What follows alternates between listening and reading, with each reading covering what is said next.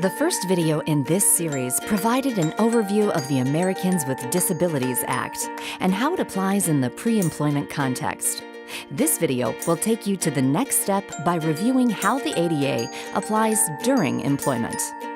Disabilities can affect anyone at any point in life.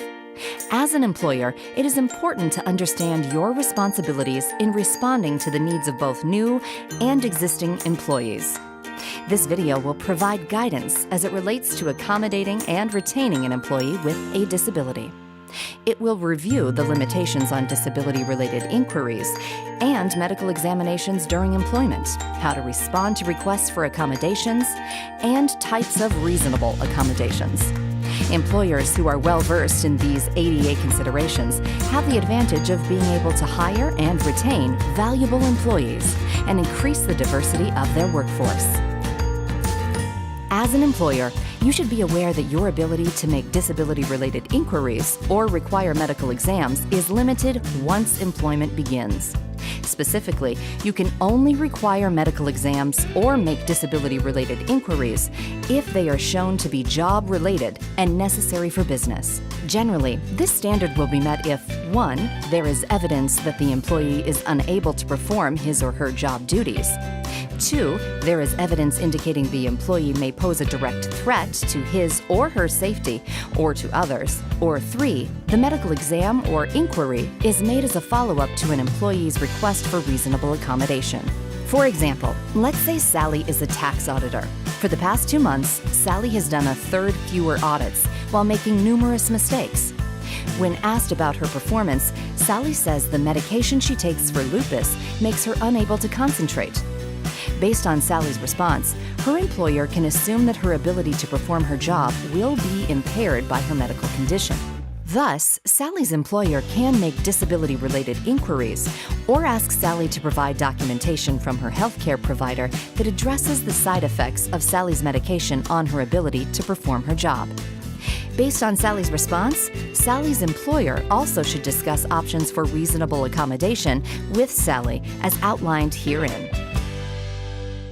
Reasonable accommodations are any modification or adjustment made to a job or work environment to allow an employee with a disability to perform the essential functions of the job or enjoy equal benefits and privileges of employment. As an employer, you are obligated to provide reasonable accommodations to individuals with disabilities, as long as they do not cause undue hardship to the business.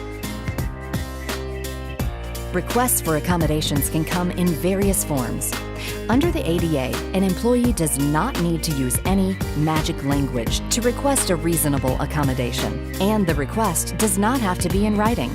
Generally, an employee will be deemed to have made a reasonable accommodation request if he or she notifies you that he or she needs an adjustment or change at work for a reason related to a medical condition. Once a request is made, this triggers your duty to engage in the interactive process, meaning you should meet with the employee to discuss potential options for accommodation. There are a number of types of reasonable accommodations you should consider once an employee requests a reasonable accommodation. These include making existing facilities readily accessible and usable, job restructuring, such as redistributing marginal, non-essential job functions or altering when or how a job function is performed. Leave, part-time, or modified work schedules. You are not obligated to provide additional paid leave, but reasonable accommodations may include leave flexibility and unpaid leave. And following leave, you generally must return the employee to the same position the employee held prior to the leave. Reassignment to a vacant position, which is an accommodation of last resort to be considered only if there are no effective accommodations that will allow the employee to perform the essential functions of his or her current position. Acquisition or modifications of equipment or devices. Appropriate adjustment or modifications of examinations, training materials, or policies. The provision of qualified readers or interpreters, or other similar accommodations. Some types of accommodations are not considered to be reasonable and therefore do not have to be provided. For example, you are not required to eliminate an essential job function as an accommodation.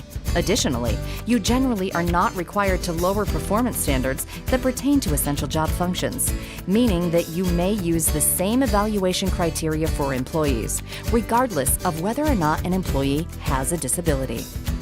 In the case of Sally, the tax auditor, modifying Sally's work hours so that Sally comes to work later in the morning after the effects of her medication have subsided might be a reasonable accommodation.